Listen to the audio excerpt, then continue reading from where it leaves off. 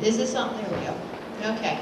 Boys and girls, our pianist is not here, and she made us a tape, which I left in the classroom.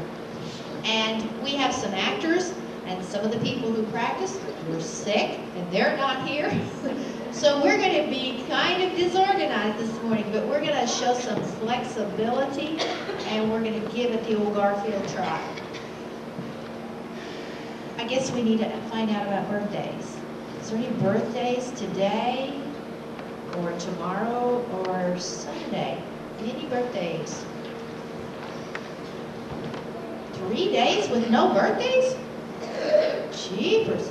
Okay. We need to have wave at our returning guests.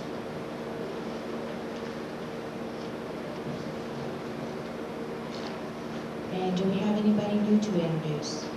Ah, we do.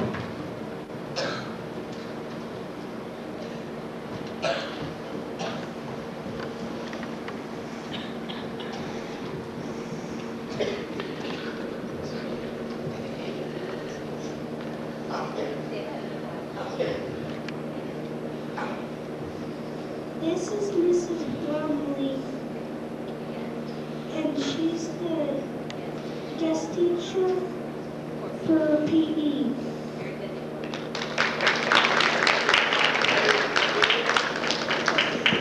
I'd like to introduce my son, Corey.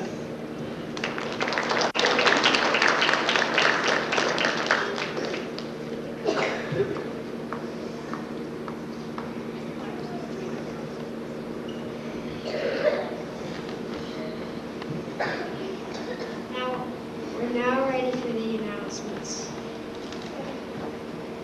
Good morning. It's Friday. It's been a short week, so this has been a good week.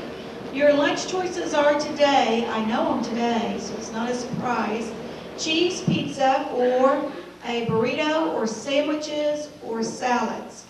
So that's your lunch choices. So think about what you want to eat for lunch today. A couple of teachers have come up to me and asked that I announce this.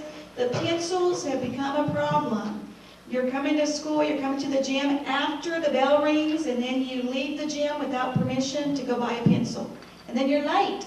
And I think the word of this week is punctuality, being at the right place at the right time. So if you want to buy pencils, certainly we want you to if you bring money, but you need to buy them before the school bell rings in the morning.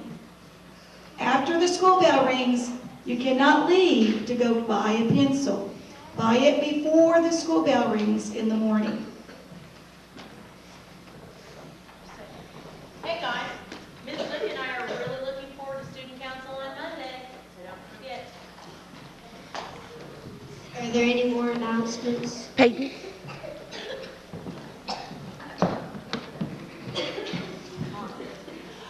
PTO is getting ready to sponsor a book drive for you to bring books in to share with other people and your classrooms. You'll be getting a note Monday. So if you have time for over the weekend, kind of go through your bookshelves. They're looking for good books that are in good condition to pass on. So look around, see if there's some books that you can bring back to your classroom. There'll be a note to kind of remind you on Monday. So that's going to be happening. Today is also Lollipop Day, so we'll be taking care of that. Hope you have a good weekend. Any more announcements?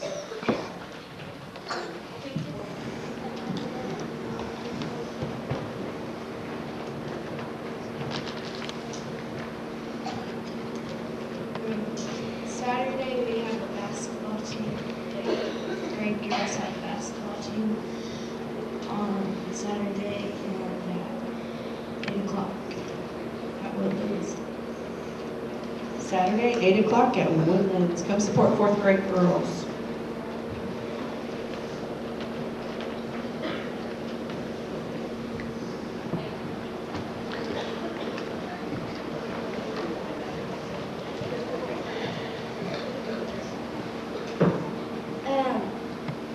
On Saturday, we have a game at 12 at Washington, and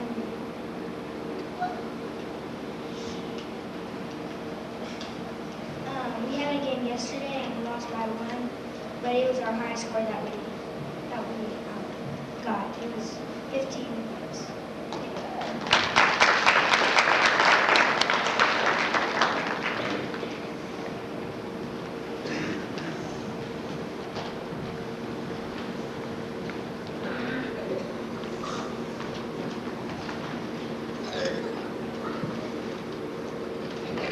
Well, our focus for this week was punctuality, and as Ms. Meyer said, that was being in the right place at the right time.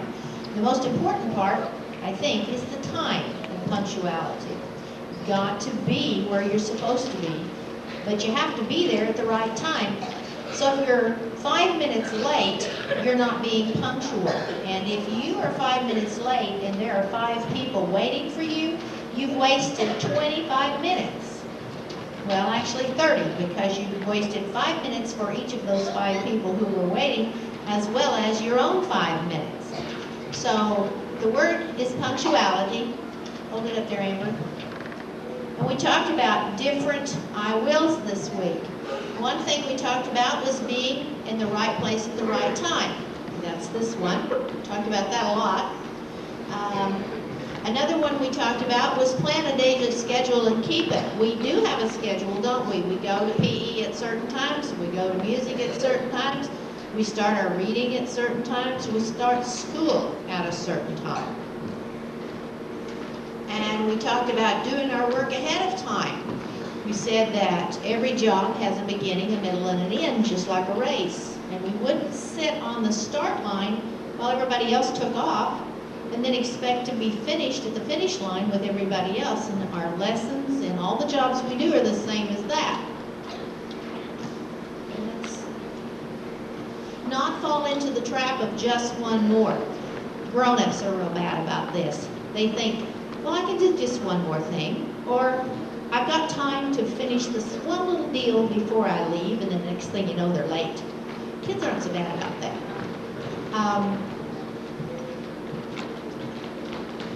The one for today is prepare for unexpected delays. How many of you have ever been in a car and coming to school and you had a flat tire? That ever happened to you? Yeah. Well, if you leave a little bit early, you might get there a little bit early, but that's okay, you'd be on time. And then if you had a problem, you'd be able to have time to fix it and still be on time. I've lost track. I think I got all 5 of the I wills. So there's be in the right place at the right time. There's plan a daily schedule and keep it. Do my work ahead of time. Not fall into the trap of just one more. And prepare for unexpected delays. I want you to put these in your head because we're going to do a little reader's theater for you, and I want you to look for all 5 of these I wills in the story that you hear.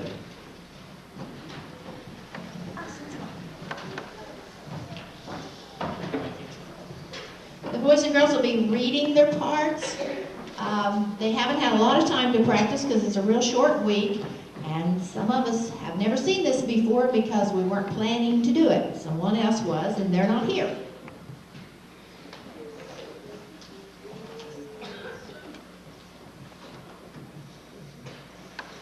A long time ago, our country was not a country. I mean, there were people here and there was land here, but they didn't get to have any say about how their government. They belonged to England. They didn't like it. So they had a plan, and some people got together and they started thinking about making their own country.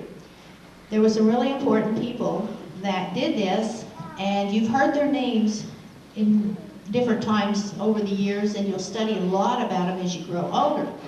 This is a story about Abigail Adams and her little family and the Minutemen. The still midsummer air hung over a quiet Massachusetts farm. Inside the rustic country home, Abigail Adams and her 4 children slept peacefully.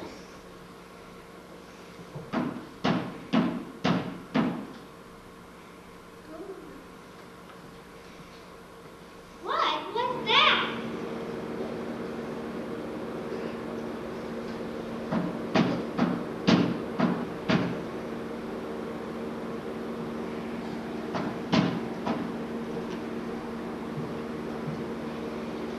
Abigail, now wide awake since the dreadful foreboding, she recognized the sound of the warning drums. Despite her physical weariness, Abigail threw back the worn covers and lit the lamp beside her bed. Did you spot the eye wheel? Anybody see the eye wheel? You know what it was? Well, let's see. Oh, there's somebody over there that thinks they know what the eye wheel was. Be at the right place at the right time. Well, that's one of the eye wheels, but that's not the one that she was using right there. There's somebody back here.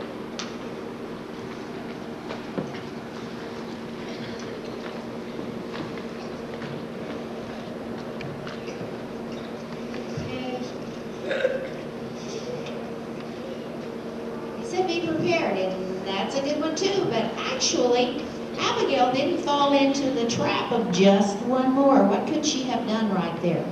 Was she sleepy? Yeah. Could she have taken a couple of more winks and stayed in bed a while?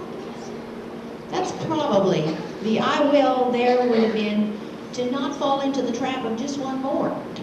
So Abigail got up at the very first warning sign, and she quickly dressed. Looking up, Abigail saw all her young children. There was Nabby, Charlie, Tommy, and John Quincy huddled in the doorway.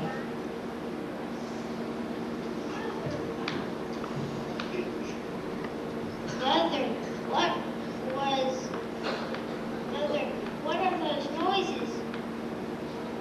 It's the British. The British are coming.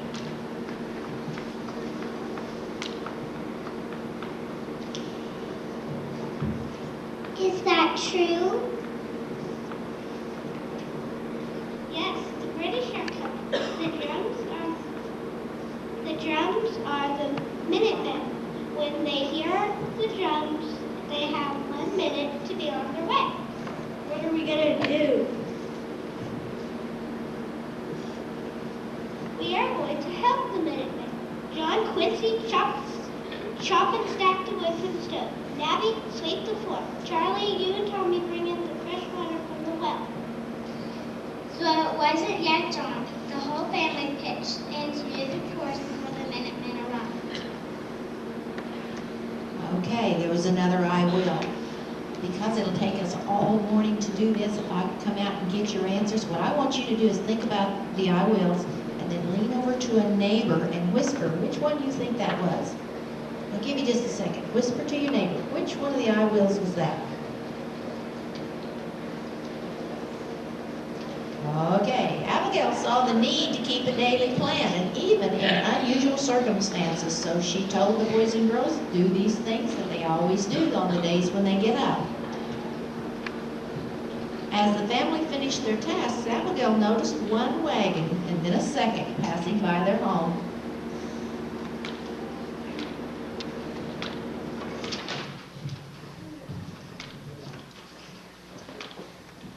Are they Minutemen?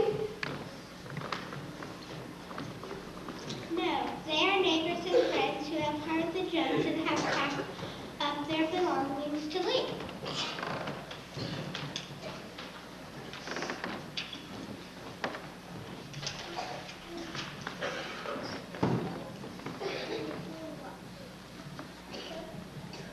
Are we going to pack up and leave? No! He grabbed a musket nearly as large as himself and stood post at the front door.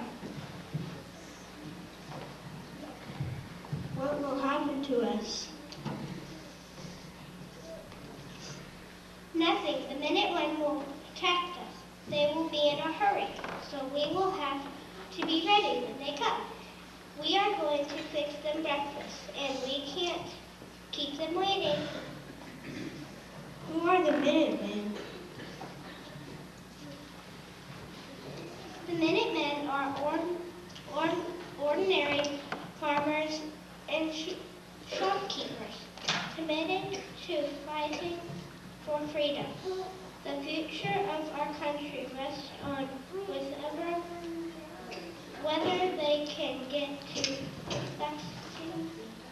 Lexington before the British.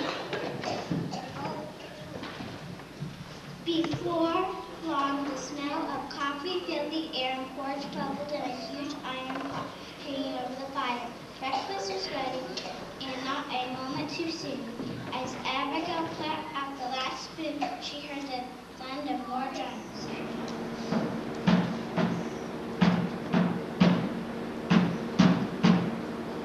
Did you spot another I will?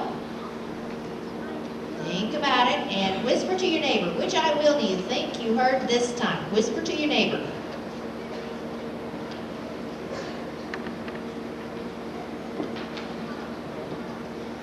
If you said Miss Adams did her work ahead of time so she was ready, it was ready when she was needed, then you were right. Abigail swung open the front door of their house and called the Minutemen as they passed by. The astonished soldiers stared in disbelief at the young mother and her 4 industrious children.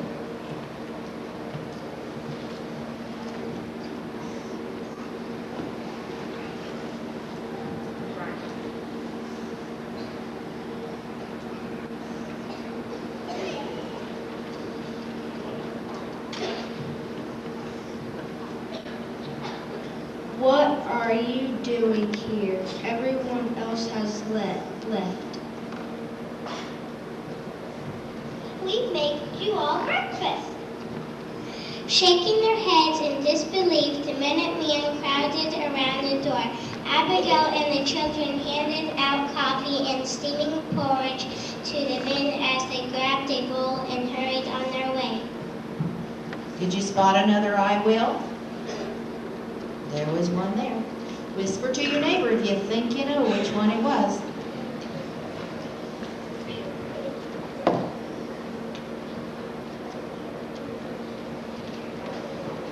If you said that Abigail Adams and her family were in the right place at the right time, you're right. So the men started to leave. Keep the spoons. Melt them into bullets if you need them.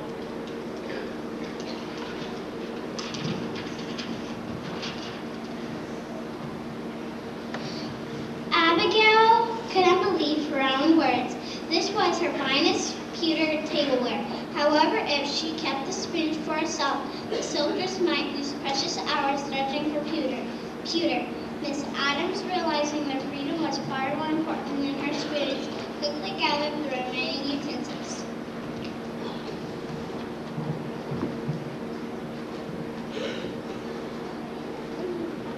Adams, take the forks and knives as well. I've got others I can use. As the soldiers marched into the distance, Abigail drew her children close to her side and hugged them. They little understood the significance in the shaping of a new nation. They only knew that they were tired and hungry, that the Minutemen had been in a hurry, and that their pewter tableware was gone. Abigail Adams had known for quite some time that this day was coming. She wrote in a letter to her husband John. "You must expect continual alarms and prepare ourselves for them."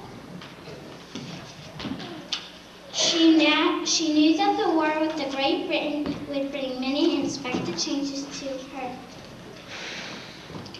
family's life, changes that she had planned for long before she heard the drums that night in May 1775.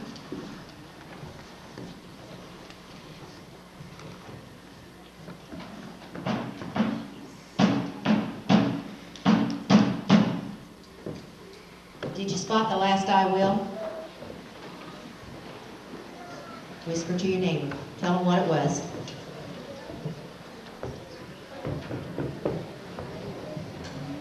If you said that Abigail was prepared for unexpected delays, you're right. All right, I heard a lot of people. Yes, I got it. Okay, we really appreciate your participation and your patience with us. If Abigail Adam had not been prepared, if she had not been punctual, we don't know what the outcome would have been, but it's very likely that we might be saluting the Queen of England instead of electing a president last fall. So we might still be subject to the Crown of England. Probably not. Somebody else might have done it. But punctuality is very important. So think about being on time all the time. I'm sorry about the music. Watch your teachers for dismissal.